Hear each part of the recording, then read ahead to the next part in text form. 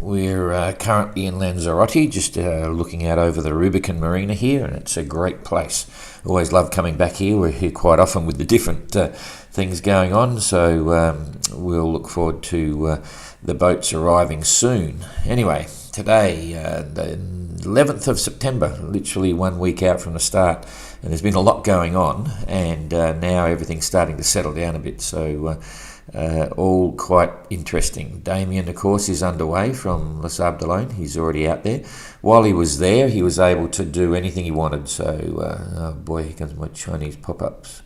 He could get any routing information, weather routing, but you'll see in a minute the weather's going to be very confusing for him getting across Bay of Biscay as well. So the routing may not be an advantage after the first 36 hours. But anyway, Edward is now safely back in port and has retired from the GGR for personal reasons, and we wish him well.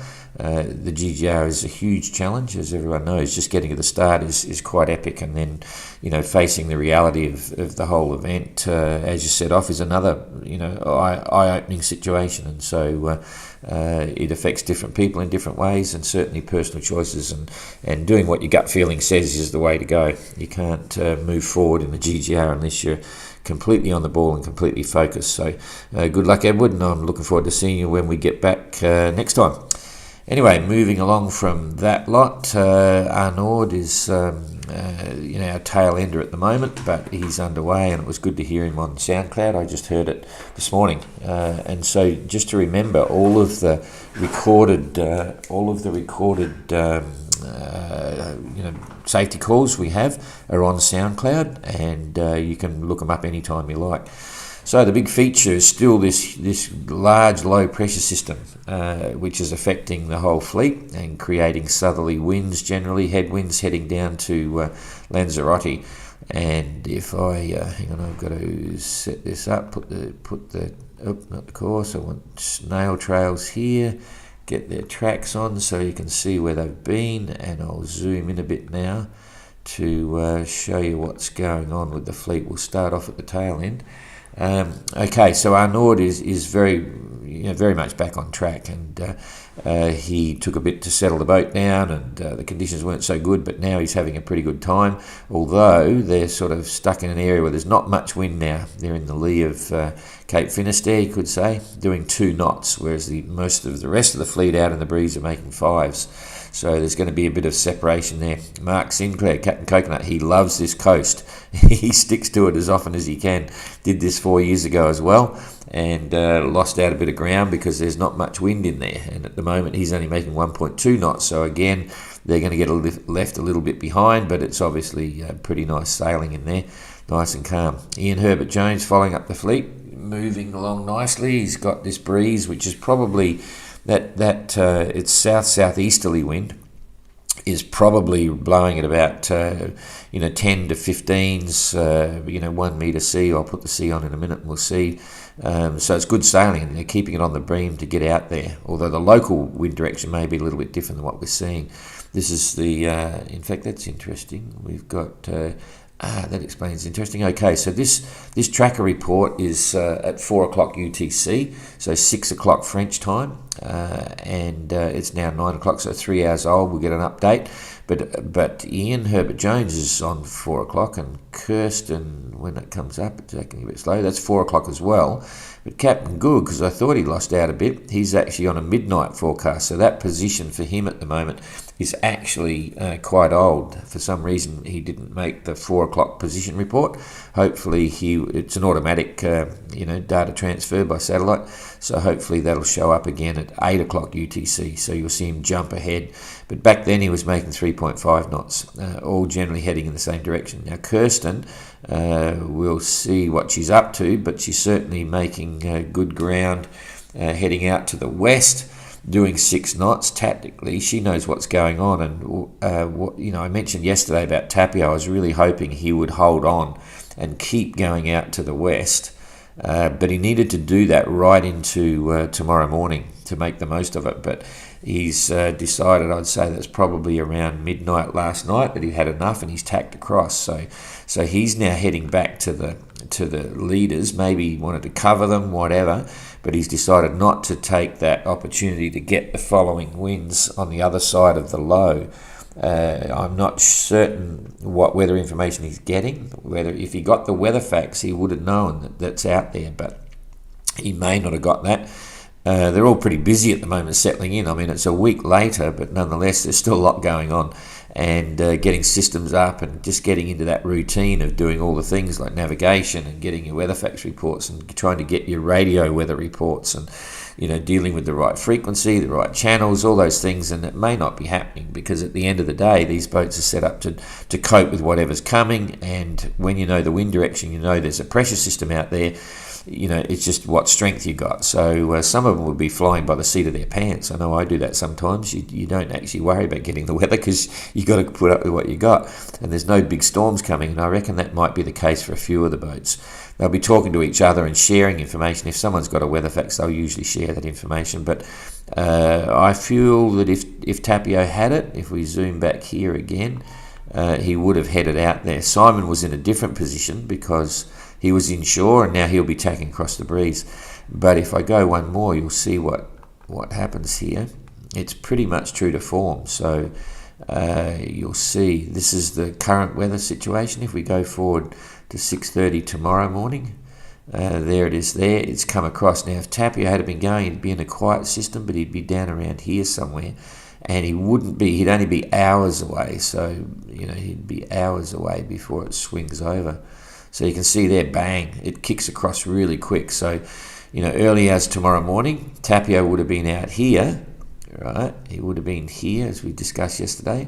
Massive breeze from behind, like really, not massive strength, but really in a very good wind direction. He'd be on the starboard quarter, and he would be rocketing down towards Lanzarote. Instead of that, he's going to be facing this, you know, he'll be down here tomorrow. So it'll be strong headwinds. And Simon will be in it. You know, Simon may squeak across the other side and then starts to ease up a bit. So, you know, it's not a disaster. It's not bad. It's just the way it works when you're out there and struggling to get weather information. And that's the way they did it back in 1968. Meanwhile, Bernard Patessio is roaring ahead and likely to make Lanzarote very quickly, except he's not going to stop in Lanzarote because that was 1968. So, going back to, it's Sunday, I can afford to relax a bit and not get too technical. So let's look at the specifics of these guys here. Simon's doing a great job. He's still right out there. Oh, can't get his box here. He's, I better bring the weather back. It's actually 8 o'clock in the morning here, and I woke up and thought, ooh, cheapers. I forgot the local time because I was looking at my computer. So Simon making 4.5 knots, so he's absolutely going to windward and trying to hold that. If he cracked off a bit, but he would be going faster, but doing 4.5 knots, he's going to windward. Pat, who sounded really good on the phone yesterday, only making 2.1 knots, and I think that might be because, as I've said before, this weather indicator is not 100% accurate, but you can see there's a gradient going from the coast heading out here. There's not much wind inshore, and as you go further out, it's getting stronger. So, you know, there's probably this wind is coming over the top of him, and at 4 o'clock he probably didn't have much wind. So Simon's out in it, that's why he's moving faster. Tapio's speed at the moment, 5.2 knots, so he's obviously going for speed, you know, not holding up too high. So yeah, this is the leaders, you might say, but in the scheme of things, and I'll bring in the toggle here just to give you some relative distances because it's interesting to see how far they are from. If we say Simon here back to Pat, put that on Pat. It's only 65 miles, 66 miles distant. But if we bring it to how far ahead is he, you know, put it in a straight line. He's only 40 odd miles in front, you know, because, so it's not too bad. And then again, if we look at Tapio versus Simon, distant, they're about 50 miles apart. But, you know, in terms of where they want to go, Lanzarote, again, only about 40 miles difference there, but it is to windward. So, anyway, that'll change soon. In the next couple of days, you'll see it go. If we, let's come back here, and I'll try and get you over to Damien to let you know how far he is behind the fleet. Where are we here? You can do all this, of course. By doing all this, I'm showing you again how to do it. You hit the toggle box. you get 2 toggles and you can see what's going on. So behind the tail ender, 250 miles behind Arnaud. And that's relevant. You can't say Arnaud's going to stop there, but it's only a couple of days sailing, so he's only about 2 days sailing behind the fleet. The big issue for Damien now will be to see if he can if he can cross over and keep in a similar weather pattern. That's always the challenge. And if we come back here so you can see what's going to go on, I'll get rid of the toggle bar now. Boom, get rid of that. I'll decrease the snail trails back to a light one. Just you got the burst there. We'll push the weather ahead, and you'll see what happens in the Bay of Biscay for Damien. That's 9:30 tomorrow. It's starting to get light. He's got good breezes at the moment, so he's been making 5.5 knots. But you'll see when he's down here, it's going to go light headwinds. Very frustrating for him because these guys are going to have breezes on the nose, but they'll still be moving.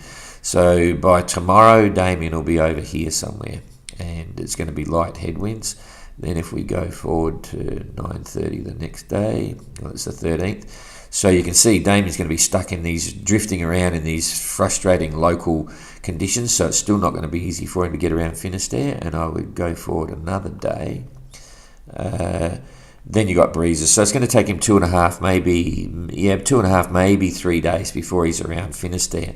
Now, if we look at the rest of the fleet here, this low pressure system, still going to be light headwinds, but it's starting to swing on the beam, so they'll start moving.